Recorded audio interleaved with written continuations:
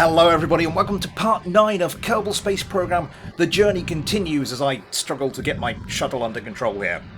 Yeah, it's still not quite behaving itself in the lower atmosphere, but it's nothing too detrimental. Jebediah is captain of the ship today, and he is joined by Tommel, Gwenby and Dottie on this dual-purpose mission to the space station. In the cargo bay of the shuttle is the Eve mission vehicle, so we've got to fly up, attach that to the front of our new interplanetary vehicle, and then it's good to go, because our transfer window is rapidly approaching.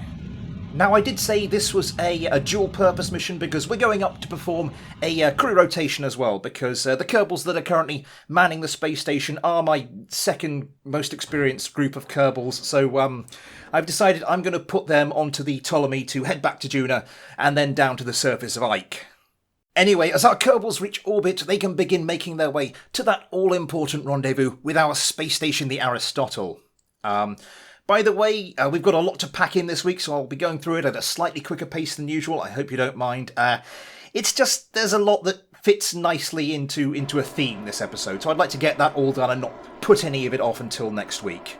Now, I did mention briefly the Eve mission vehicle. I have been doing some experimentation trying to develop a vehicle that can get down to the surface of Eve and then back up again, but we don't yet have a vehicle developed that will be able to carry that to Eve and back. So we're not going for a landing this time around. We're just going for... It's just a basic and orbital science mission, and we have a vehicle that's going to go down just into the very upper atmosphere, the Eve skimmer, as I've called it, just to collect some of the science data from there.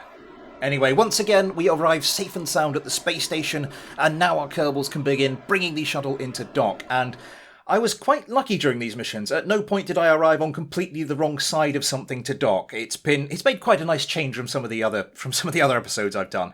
But anyway, once we've docked, we open the cargo bay, and then Tommel Kerman is going to get out and transfer across to our Eve skimmer, and he's then going to pilot it to its new position atop our as yet unnamed interplanetary vehicle. And I'm getting pretty sick and tired of calling it the as yet unnamed interplanetary vehicle, or the new interplanetary vehicle. So yeah, we'll be giving it a name later today. With the skimmer safely attached, once again we can begin the process of juggling Kerbals. Now, this was complicated by the fact that the battery on my mouse was running out, so on one occasion I do once again misplace a Kerbal, but eventually we resolve it. We get Tommel, Gwenby and Dottie safely into their new lodgings, and Kerdard, Bargel and Johnny aboard the space shuttle, where we're going to take them back to the KSC for a bit of rest and recuperation because they've got a big mission coming up. The journey home is routine enough. We do start coming up a little bit short, so we do have to expend what's left of our rocket fuel, but apart from that, we get a good approach and, well, check out this landing. Yeah, I know. Thank you very much. Moving on. Several days later, and we are once again blasting off from the KSC, this time with the crew variant of my Mark II shuttle. Our brand new recruits, Grayford and Erison, are in charge for this one, and they are taking up a cargo, if you will, of Jebediah, Valentina, Bill and Bob, who are the crew for our Eve mission. That transfer window is so very nearly upon us now, we need to start getting everybody in position. Now, this is the crew that went to Juna that first time, of course, but I wanted to give the other Kerbals a chance to land somewhere new, so they're going to go off and land on Ike, whereas these guys, our orange suits, are going to go off and perform their little high-atmospheric mission in Eve's atmosphere. Our Mark II shuttle, ever reliable and much better behaved than our Mark III shuttle, soon finds its way into orbit, and now it's time to start plotting our way to the space station, which we seem to be doing a lot of in recent episodes, but this is the final time this episode, I promise you. Now, there's no particular rush here. The transfer window isn't that imminent, but I do like to build a bit of a safety margin into these things, which you probably will have guessed if you've seen any of the vehicles I've ever designed. I just like erring on the side of caution, what can I say? Although 13,000 metres per second of delta V in an ion-engined probe was maybe a little bit much. Saying that, though, I did design the interplanetary vehicles to have way more delta V than they need. That way, if they need to do any manoeuvring to maybe get to some moons when they arrive at a planet, then that's all good. But due to a bug in the I think it was a bug in the previous versions, the actual Delta V you got out the nuclear engines wasn't sort of as advertised. So when we did our Juno mission the first time around in the previous series, you might remember that we had a bit of trouble getting back because we had just enough Delta V to get back to Kerbin on an ideal transfer, but in the end we just about managed it. We did have to refuel to get it back down to Kerbin, but that's by the by. Anyway, as I said, for the final time this episode, our shuttle arrives at the space station and our new recruits can begin the process of docking. Now, we have just recruited 3 new Kerbals, of course, and I think I now have enough to cover everything whilst the interplanetary vehicles are away, but I'm not sure. I don't want to flood it with new Kerbals. I like to develop a little bit of a story around them, just give a bit of background, just a bit of fun. But yeah, we'll have to play that by ear. Anyway, once we're docked, we can begin the relatively quick process of chucking our Kerbals aboard the new interplanetary vehicle. Oh, that is grating on me now. Valentina goes into the command module as she'll be piloting the vehicle, at least for this very first stretch, and I chuck the rest into the hitchhiker storage container just below it. And with that, as I mentioned, very quick task over, it's time for Grayfrid and Erison to start making their way home.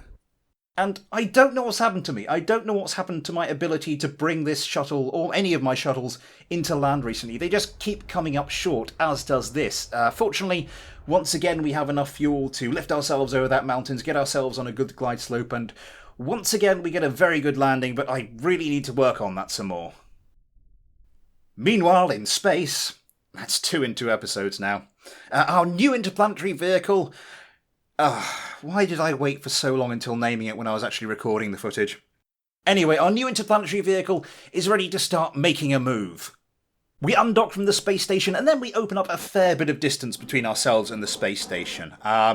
This is just to give ourselves room to manoeuvre. I mean, I shouldn't need that much. It's just that this is a very long craft, and just in case Kerbal Space Program goes funny, I don't want this thing swinging into the space station or anything. It's just as I was saying earlier, sort of playing it on the safe side. Once we finally manage to manoeuvre this big, heavy craft into a prograde position, and my god, doesn't this vehicle look good with that Eve skimmer on the front, we can activate and then fire up those engines to begin the first of our manoeuvres. Now, the first order of business is to raise our orbit up to about 500,000 metres, for reasons I've explained plenty of times before. I won't bore you with that. Now, with a full load of fuel, this isn't the quickest craft to accelerate. It does take us a while, at least compared to more conventional engines, but we do manage it. We get round the other side, we circularise our orbit quite nicely, and we're just going to be leaving the craft there just for the moment. We won't be going straight from here to our transfer burn. No, we're going to be following the procedure we've already done a couple of times with the Ptolemy, so let's get that started. I say procedure. What I mean is we're going up to top up the fuel tanks. That's it. And to that end, we are blasting off from the KSC with one of my Brunel Mark I rockets. So that's all 3 of my main families of launch vehicles being used today, which is, well, it's nice to give them all a run out, isn't it? Once again, our new recruits are doing the legwork. Grayfrid, Erison and Jeblorf are here, whilst the other 4 are off preparing for their big mission to Juna. Under the fairing we have a small fuel tank which we're going to take up and use to refuel that interplanetary vehicle. It was quite irritating because the smallest fuel tank was ever so slightly too small to take up enough fuel, so we had to go for the next one up, which is twice as big, and also I didn't note down how much monopropellant we need, so I'm almost certainly taking up far, far, far too much, but anyway. Our Kerbals make it to space so we can begin what is by now the well-rehearsed routine. We undock, turn our CSM round, dock with our payload, you know the rest. From there we can circularise our orbit and begin to plan our manoeuvres to our as yet unnamed interplanetary vehicle. Oh, I'm going to start punching things in a moment. Travelling up to an object that's about 500,000 metres above Kerbin, I find that's actually quite nice because it's travelling slowly enough that no matter when you launch, you don't have to go too far around the planet, too many times around the planet, I should say, before you get a good intercept manoeuvre. And having attained such an intercept manoeuvre and then performing the burn, our Kerbals find themselves arriving at the very soon-to-be-named interplanetary vehicle. From here, our Kerbals may be a little green, but they do a bang-up job of bringing this fuel tank into dock. Unlike previous missions like this, I actually put some RCS thrusters on the far end of the fuel tank, so that does help a lot with the manoeuvring. And once we're docked, we can actually start the process of transferring that fuel across, just to make sure our craft has as much Delta V as is possible. And yes, it did turn out we had far more monopropellant than we actually needed. By a quite ridiculous margin. But moving on. So with their mission completed and our, for one final time this episode, new interplanetary vehicle ready to go, it's time for our new recruits to make their way back to Kerbin. Unlike previous missions with this vehicle, we're not going to go straight for our deorbit burn because we'll be coming down in the dark, and I'm trying to avoid that as much as possible. So we burn our periapsis down to something in the region of 70,000. We get round the other side, then we perform that burn. We ditch the stuff we don't need before we make our way into the atmosphere. We re-enter, as I'd hoped, in bright sunlight, and it's not too long before we're touching down in Kerbin's deserts. I hope my Kerbals brought some water with them. And so now it's time for the big one. No, not the transfer burn. We're going to name this sodding craft. In keeping with the theme of famous astronomers through history, I am calling this one the Galileo. And just a couple of minutes ago, it did occur to me to name the Eve skimmer Figaro, but I think we'll give that one a miss. And with that important task complete, we can now begin the secondary business of planning our manoeuvre, planning our transfer burn to Eve. Once again, using Alex Moon's transfer planner, link in the description. I'm not quite so lucky with setting up that initial burn. We do have to adjust it a bit to get a rendezvous, but we get ourselves a good burn planned out, and now it's time to fast forward a little bit, get ourselves positioned, ready for that burn. We reactivate our engines. I tend to turn them off after I've made a burn because of the noise they make, and then we can begin our burn itself. Now, this was a long one, as you might expect. The indicator read about 11.5 minutes before we started the burn. I think in the end it turned out to be less than 10. I think that's because of the variable efficiency and thrust of those nuclear engines as they heat up. The radiators do get very hot during this, not so much that we need to worry, and after roughly 10 minutes, we have finished our burn. We don't get the encounter straight away. We have to go and polish it off a little bit with the RCS, just a little bit of retrograde thrusting, and we re-establish our encounter. And then we are on our way. We are on our way to Eve for the very first time. Maybe not to land for now, but who knows what the future will bring. Now, with all the skipping ahead that's been involved in getting to today's missions, our science lab has been slowly but surely accruing science, and it's chock-a-block with this stuff, so we need to transmit that back to Kerbin. In fact, this is the second time I've done this during all the missions today, but I didn't really feel there was any need to show you both. I don't think it really added anything to the video. So we get that transmitted down. The first time I did this, I didn't refill the science lab from the experiment storage container. I wanted to wait till now so we can chuck one of the bigger science experiments in there, start working our way through those, because we've got plenty of the smaller ones in there. And with all that done, it's time to move on to our last big event of today.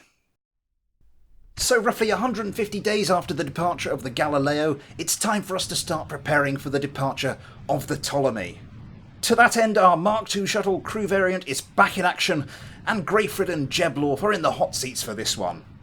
Their mission today is simply to take a crew up to the Ptolemy, deposit them aboard, and we have Kerdard, Bargel, Johnny and Donford in that little passenger module, ready for action. Now, this mission is obviously going to be more of a drain on the shuttle's fuel tanks than the last Mark II mission, but it's got more than enough Delta V, and besides, this time I did actually remember to empty out that little cargo bay first. Yeah, whoops. Anyway, as our Kerbals reach space, they can ditch those boosters, circularise their orbit, and start making their way towards the Ptolemy, which is currently mothballed in orbit about 500,000 metres above Kerbin. We're going to go through this mission a little bit faster, so we'll skip to our Kerbals arriving at the Ptolemy.